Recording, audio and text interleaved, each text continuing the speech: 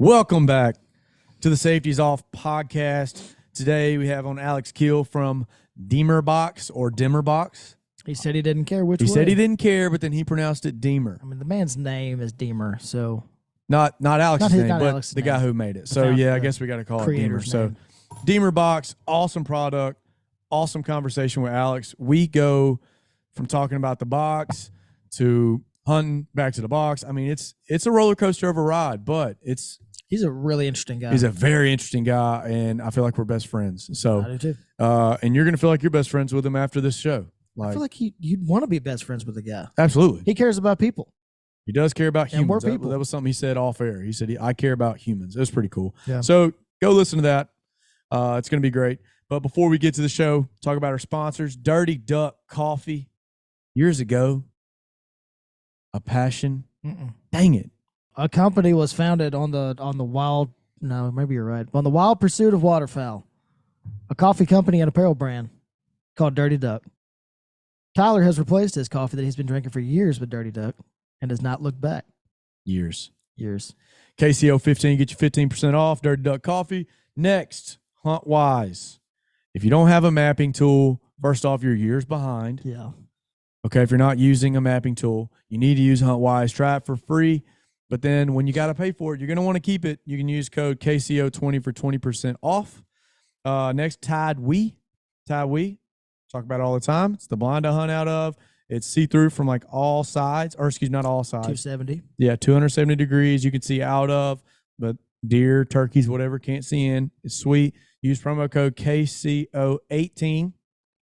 The oddest percentage off, but KCO18. Use it.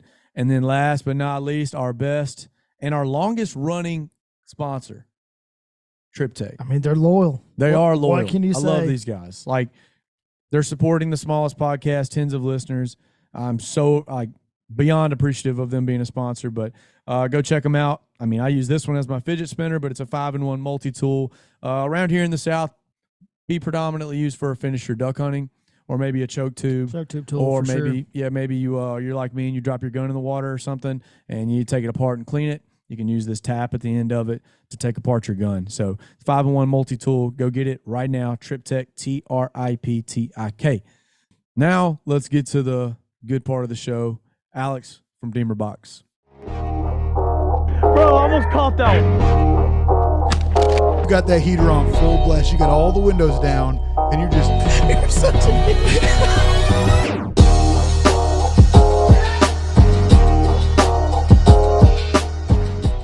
I've done a Demerbox. I'm self-proclaimed. It's a Demerbox to me.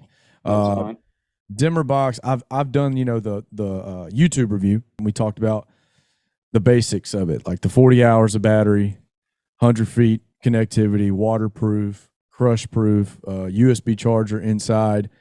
If you had to sell it, Alex, as the president of the company, if you had to sell it, like, what's the one thing that you're really harping on that's different from any other like speaker in the outdoor space?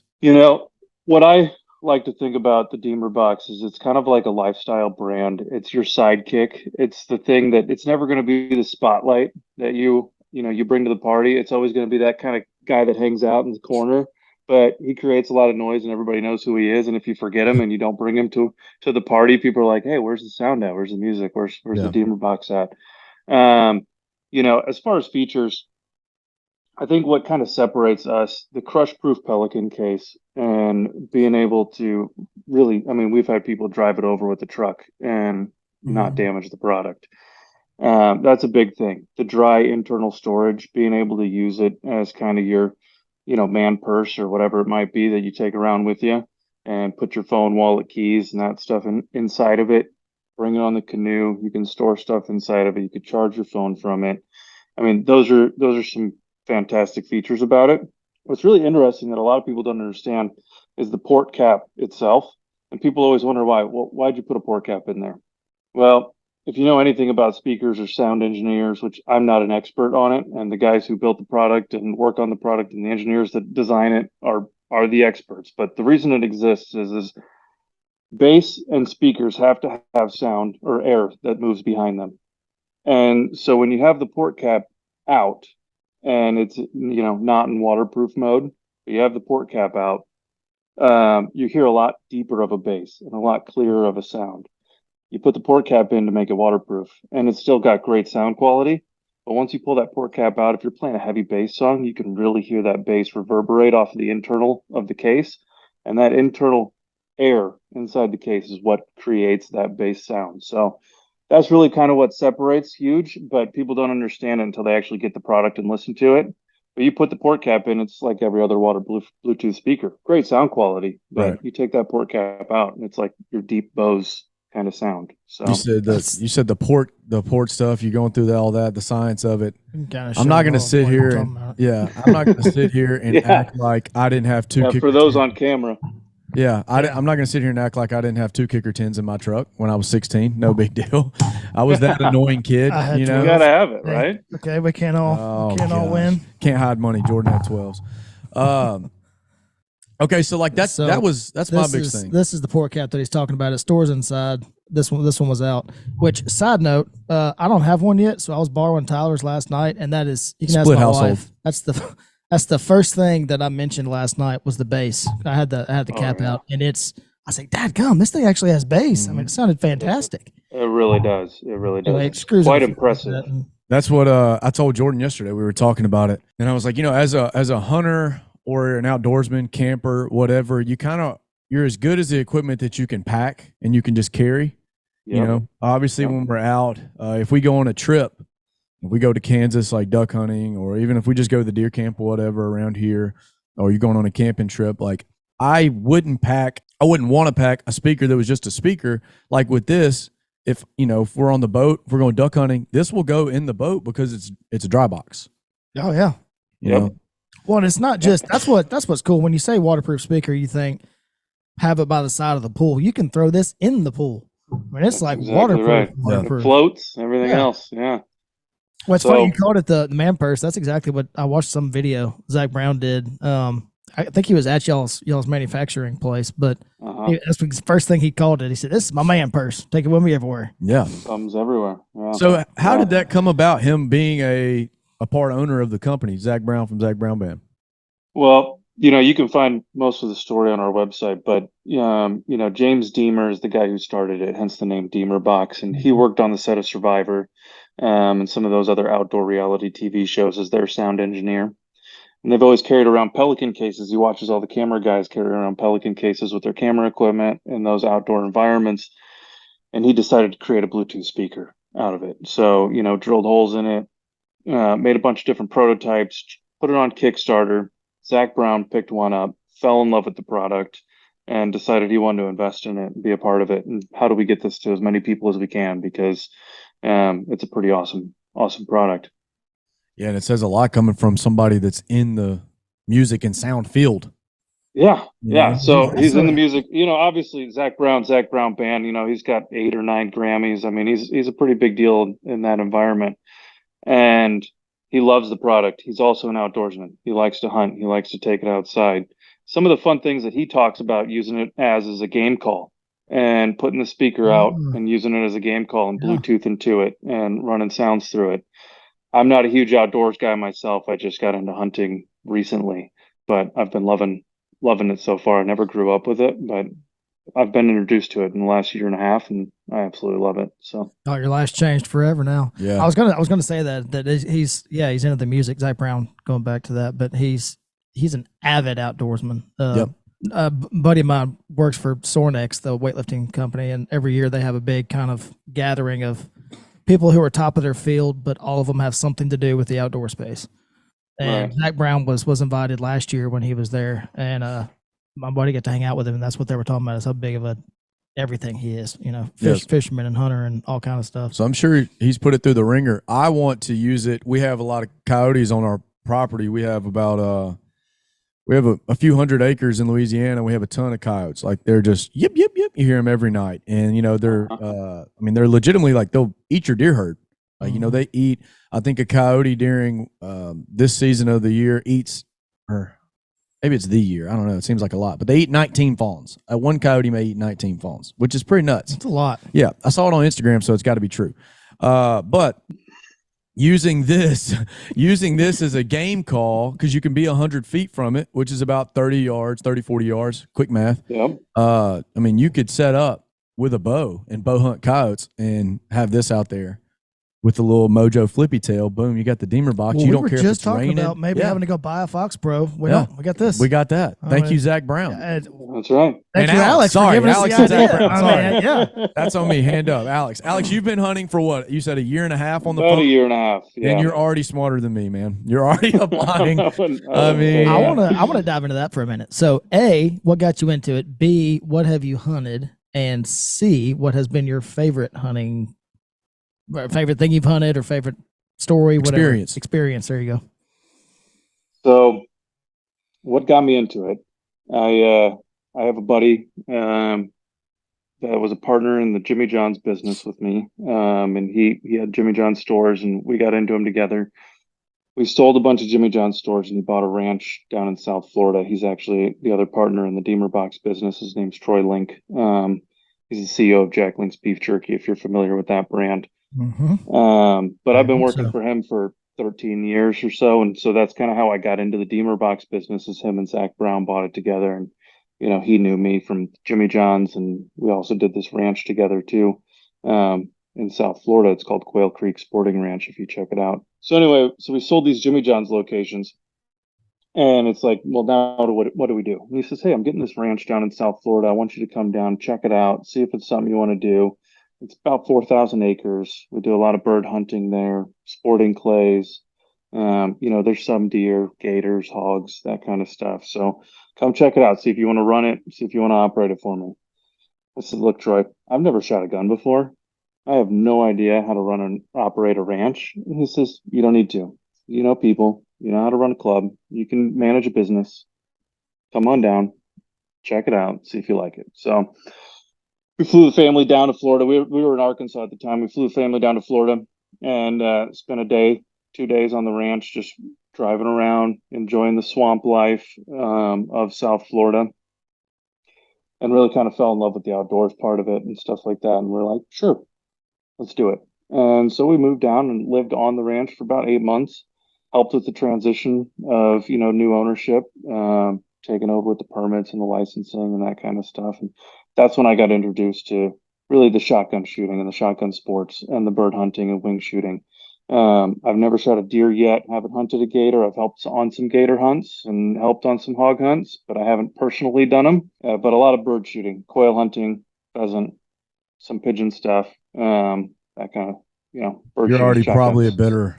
I think we talked about this on the phone too. We don't have quail or any like the upland type birds. Like we don't have We used to. pheasant. Yeah. We don't. Well, not pheasant. We used to have quail. Not Yeah. anymore. What happened to them? Where'd they go? We were just talking about this actually Saturday when we were duck hunting, which we do have ducks, although their numbers are declining Rare. significantly too. Yeah, but the quail population has been a combination of red fire ants. Those are nasty. That's one of the big ones. The way that we do our forestry does not help them in any way. We also don't burn our cutovers after we do them. That doesn't help them either. Everything gets so thick and nasty. There's just not. It's not ideal for ground dwelling birds. Plus just general predators, on top of that. So I mean they had everything working against them. Oh, and we also don't going back to the forestry stuff, they don't do any kind of pest control when they do these cutovers, which I mean, and I'm not saying any of this is a bad thing for them. I mean, they're making money. It's not hurting just about everything else. But as far as the quail goes, they had a huge problem with eye worms, literal worms that would get in the eyes and kill I think they kill the adults too, but they for sure killed the babies. So it's just a long list, litany of things that eventually just ruined them. There's been a lot of guys. I used to work at a feed store that sold quail. We had all kind of farmers that would come by dozens of them every year trying to get a little local population at their property, and they couldn't sustain it. They shouldn't. Yeah. They just don't survive here. The closest thing we have left, I did it one time and I'm never doing it again. It was miserable. I was 16 and these old guys had like a quail farm, or not a quail farm, like a quail club, hunting club. And I was the bird boy. I don't know if you're familiar with that. But you literally take the quail and I'm gonna get canceled for this, but you take I'm gonna get canceled. you take the quail and you just kind of shake them. All right. If any wives are listening, stop listening. All right, now that they're gone, you shake them, and it knocks them out. And you put them in a bush or wherever, and you ride around the property. And they had like a cabin on the hill, so I'd ride the 4-wheeler down, and I'd shake them up. I'd throw them in bushes, whatever. And then when they come to, they're just kind of like shocked. They're just sitting there. And I'm getting canceled, I know.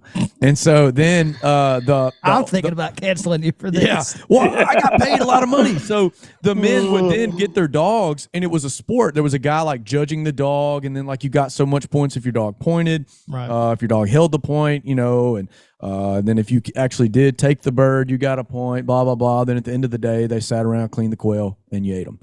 And like that part's cool. That's cool. Yeah, but I think that's my favorite part of the quail hunting is the dogs. And Yeah. same with the pheasant walk-ups as well. And just watching those dogs work. I mean, it's incredible how well trained these dogs can be. You get a 1 pointer, 1 flusher on a quail hunt. We usually take, we have a guide out there. He manages both the dogs. You have 2 hunters, and the 1 pointer is just running back and forth through this field. And I cannot, for the life of me, it blows my mind how this dog can be running so fast and be able to pick up that scent on 1 quail and just find it in the bush and go to point. Mm-hmm. And then the hunters walk up, and the flush dog goes into the palmetto bushes. I mean, we got palmettos down here in South Florida, and goes into the palmetto bushes and flushes that quail out. And it's beautiful just watching those dogs work. And then for them to be able to find it once you down a bird, it's insane. Oh, you're 100% speaking my language there. That's my favorite part. It's my favorite part of duck hunting too, by far, especially since we have no ducks. But right. when they do get shot, man, watching a well-trained dog work, you said it perfectly. There's nothing like it. I mean, now a bad dog, incredible. that'll just make you frustrated, but a well-trained dog is a beautiful thing to watch.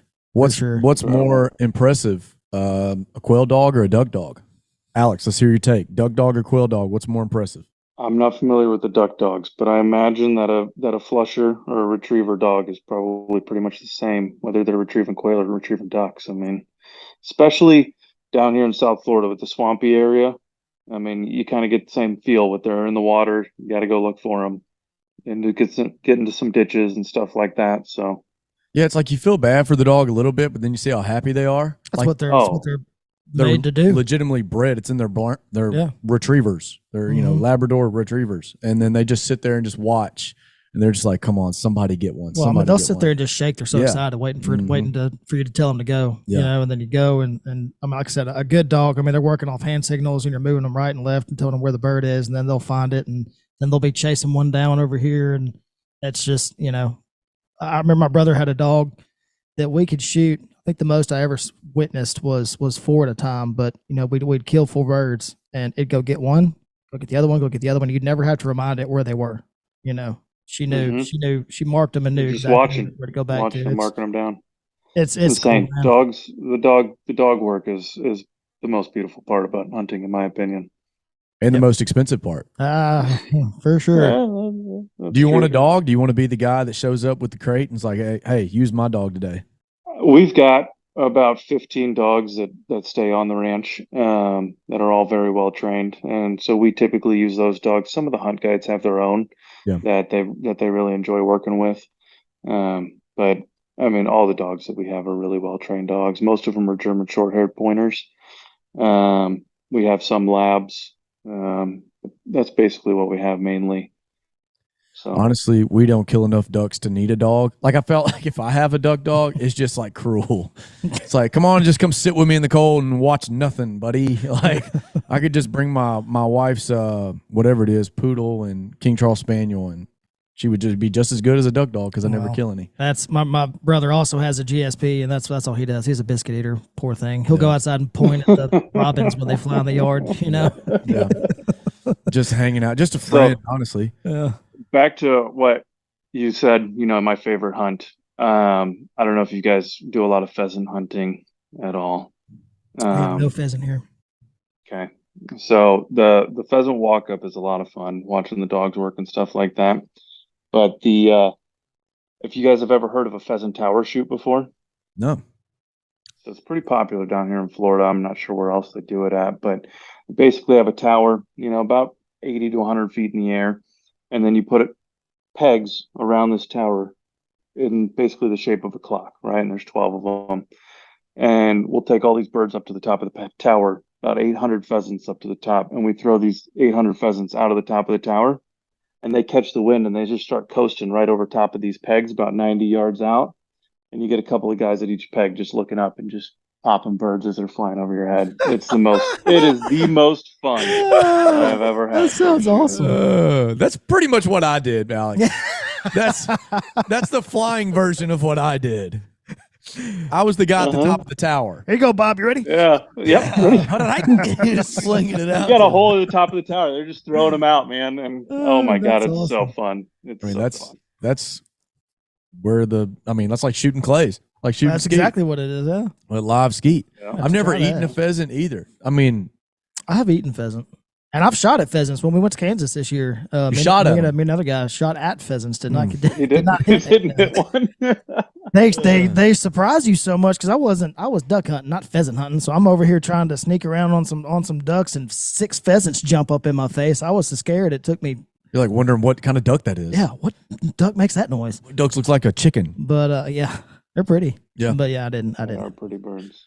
So do you think you'll dive into first off, we have gators here, obviously, in Louisiana. We've got lots of alligators. We've got the gators too. Where it's annoying. And so you looking, so you've been in on a gator hunt, just haven't partaken in the actual hunt? Yep. I just kind of witnessed and rode along. But is it a lot like we've got tons of gators here. Like, do you guys like bait a hook and stuff, or do you guys walk around in almost like a stalk type hunt? So pretty much a stalk type hunt. I mean, we know where most of them like to hang out. I mean, we travel the ranch a lot, and so we know where the big ones are, the canals they like to hang out in, the little ponds they like to chill at. So you kind of know where they're at, and then you just kind of got to wait for them to pop up, and you just take them down. Have you eaten gator before? I have.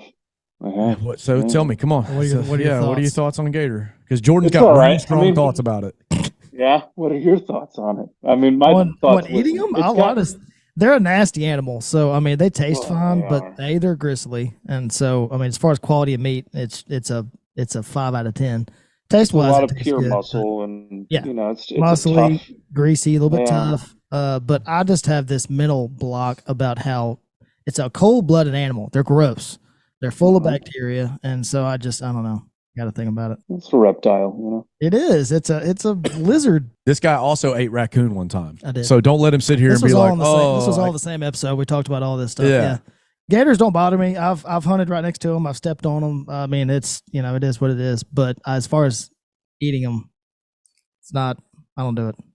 If prepared right, they're all right. In Florida, it's pretty popular. Gator tail is a big thing. Well, yeah. Now, granted, if I'm in Chicago, for instance, and somebody says, where are you from? Yeah. I'm like, oh, I'm from Louisiana, boy. We eat them alligators, Sure, but if I'm going to the restaurant, I'm not ordering gator tail. No. What game that you haven't killed are you most excited about possibly taking? I want to go on a sheep hunt, real bad. Yeah, like a doll sheep. Yeah, I know quite a bit of guys that have went on sheep hunts, and they say it's a lot of fun going up into the mountains and stuff. And I feel like that'd be a lot of fun. So you're interested in like the camping aspect and the scouting and the whole 9 yards. Absolutely, I want to spend 2 weeks with a backpack out in the middle of nowhere. There you go. And that's where I want to do. It does sound cool. We have a guy that's a part of our, I guess, channel.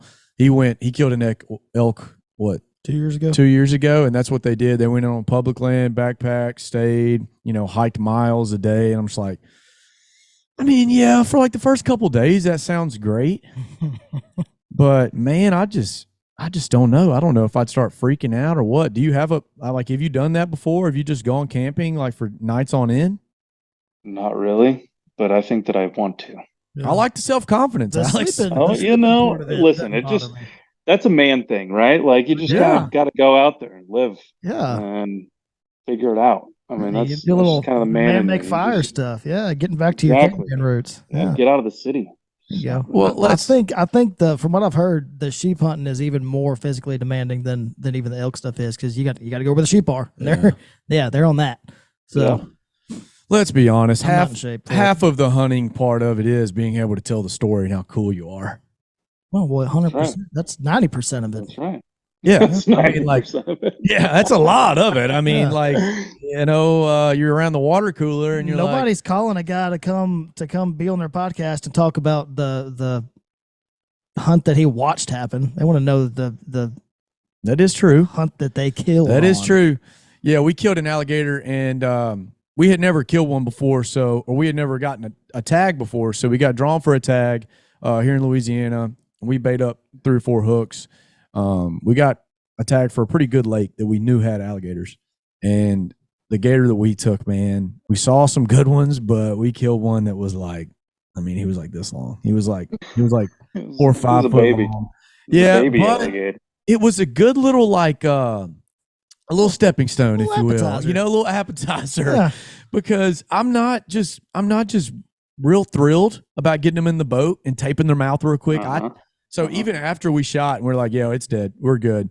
Don't care. I still picked it up, I'm poking it with a paddle, and then I'm making sure it's dead. Oh, absolutely. I'm taping its mouth, because you don't want to be the Instagram. You don't want to post of the wrestle guy. it. Yeah, you don't want to be the guy with no finger, no pointer finger, because we've all seen that. Chubs. Yeah, you don't want to be that guy. That's something that I teach. So I teach hunter ed, and that's what I tell all the kids too. We're just talking about basically the process of a hunt. And a thing when I was a kid, I used to make fun of the guy that would go poke the deer with his bow or with his gun. And now I see pictures of people that don't do that. Oh, I do it every time. Yeah, they walk up on the deer and they're grabbing its antlers or something, and he just pokes them in the eye or something. So, Alex, you only been hunting a year and a half. You already know. You've already a better Make sure hunter. it's dead. Yeah, make sure it's dead. Yeah, You're already a better hunter. Kick it a little bit. Yeah, maybe just give it a little shove. Hey, buddy. Make sure it's dead. Yeah. I mean, that's tip number 1. So I know I've had adventures as a child when I was squirrel hunting and put a squirrel that I thought was dead in my little, we had vests that had little pockets in the back, and he came back to life about an hour later and started crawling up my back. yeah, that's not fun. No, That's not funny. always make sure your animal's dead. Yes. So Alex, why, growing up, I'm always interested to hear, because hearing that you just started hunting, a year and a half ago is so different than how I was raised. But I was raised out in the middle of nowhere. I mean, nowhere. So what, besides the ranch, what kind of draws you to hunting, at your age? I feel like it's just something that I kind of got a little bit of an itch for. And once I did it, I was like, man, this is a lot more fun than I expected it to be. You just really start to enjoy it, and it becomes part of you, and you really just kind of want to keep doing it. What draws me towards it? It's that aspect of the camaraderie. I like that storytelling. I like being with the guys, hanging out. That's the fun part about it. Killing of the animal, I enjoy it. I like to eat them. I like to make sure I use them. But outside of that, it's really just hanging out with the boys and being out there in the woods and enjoying just being outside of the city. Because I live in the city all the time. So, what's really neat is, I've never thought about it till just now. You're at a really cool point already in your hunting career that you don't even realize, because you didn't start where we did. Right. Actually, we talked about it, or you and Travis talked about it. When you grow up hunting as a kid, you kind of go through different phases, and one of them is just the murderer phase. Like, you want to kill anything and everything. It's not a good hunt unless something dies, and it takes decades of maturity, which I've always associated with hunting maturity, to get to the point where, man, I just like to watch the dog work. I just want to be out there with the guys. I want to watch the sun come up. I want to pray, whatever. But it's just, I think maybe that's just adulthood, but it's congratulations, because you've reached a point that some of us took a long time to get to. Alex, you have saved so much money. Yes, you have, and frustration. Yes. Yeah. You're just enjoying being out there. I just love it, being out there. I don't have to go out there and kill anything. I mean, that's fun, but just being out there, fellowship, watching the sun come up, talking with the boys. I mean, that's where the fun's at, in my opinion. No doubt. Yep. And that's what bird hunting is more so the social. There's a social with the bird hunting. Yeah. Yep. Yeah. You can't exactly just talk the whole time deer hunting. I don't know what it's like sitting in a deer blind for 4 hours. I don't know if I could do that. Well, Imagine being in a line at the DMV for like months, because that's basically what it is. and then imagine doing it for about 12 hours because that's some of your hunts. Yeah. I don't know if I could do that. I mean, I've got pretty high energy and I like to be on the go and I like to be moving a lot. So sitting there for 4, 5, 6 hours for one trigger pull, I don't know. Yeah, I don't it's know. tough. That That's- bird hunting, I go out there and shoot 100 quail, in the morning. I pull the trigger a bunch of times. So yeah, it's. I'm not even going to sit here and try to sell it to you. No, Like, no, man, come sit in a tree with us and freeze. Like, my toes are cold just thinking about it. Like, And then multiply all those 8-9 hour hunts times 50, 100, and there's your deer season. yeah, I only killed one deer this year. That's And, one more than I killed. yeah, I mean, sometimes you just don't it do was it. brutal. So you have to be in a good mental state, because you've got to be like you and just be like, I enjoy being out here. Yeah. And if I didn't enjoy it, obviously I wouldn't do it. It's a plus sometimes to just get out and just get away from everything and not have to deal with, your job or whatever else. But man, it can take a mental toll if you're not successful. I tend to go through all the phases that we talked about in each hunt. Yeah. I'll start off like super spiritual and thank you God for this beautiful sunrise, and then I'll sit there and listen to the birds and enjoy nature, and then at some point between that and the end of the hunt, I get to the point where something's got to die Yeah. before I get out of this tree, because I've invested 12 hours sitting here came freezing out here my all day. feet off. Something's Yeah. gonna die, right? Alex, I did want to ask you about this. Now this is no transition at all, just going right back into Demberbox stuff. But how did you come about being involved in the company and being the president of the company? Yeah, so like I said, I've been working for the Link family and Troy Lincoln in particular for the last 13 years. And him and Zach are pretty good buddies, and they invested into the Demerbox company together. And their goal was to grow it, expand it, get it out there as many people as they can. And, I've been kind of Troy's guy to operate some of these smaller businesses outside of the Jack Link's beef jerky, outside of the big monster of that, right? But just some of the family office stuff. And he gave me the opportunity to run Demerbox as president of the company, and he said, "Hey, take it, run with it." I've been doing it for about 6 months. I came on board back in June, so we're really just getting started. In my opinion, it's been around since 2013. Yeah. It was a Kickstarter business in 2013, and it's kind of been a hobby business for Zach and for them.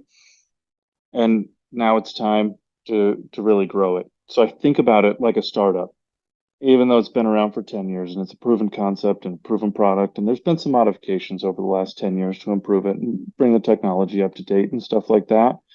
But I really think of it like a startup. It's a small company, and we're going to grow it and expand it and really take down some of those other players in the competition that, we have a better product than they do. Yeah, I totally agree. One competitor, I don't want to say the name, we'll say it rhymes with Schmurtle Schmocks. With their slow moving animal that Yes. Yeah. Okay. Yeah.